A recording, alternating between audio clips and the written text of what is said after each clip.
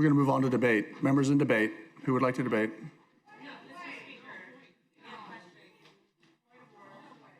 State your point. Leader Driscoll. Thank you, Mr. Speaker. When we're in returning messages, there are no time limits on questions. The point of order would be that we would allow questions to continue.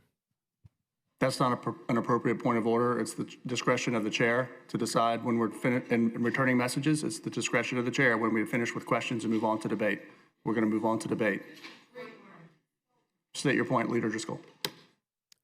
Thank you, Mr. Speaker. And you know I do love and adore you, but could you please cite to the rule that gives you that authority to end questions and returning messages? The chair has discretion to rule on all points of order. Leader Driscoll.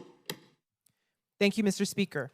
Yes, the chair has the authority to rule on a point of order.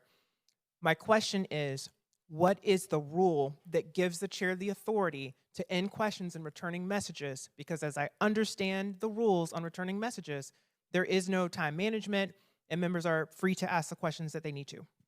That is accurate, but the chair has the discretion to manage the proceedings of the chamber and allocate time accordingly.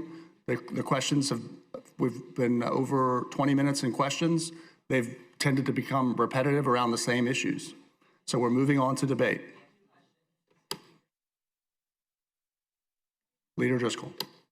Thank you, Mr. Speaker. Then would the chair entertain perhaps if there were new questions that could be asked, moving on from perhaps some of the ones that have already been asked and answered? We're going to move on to debate.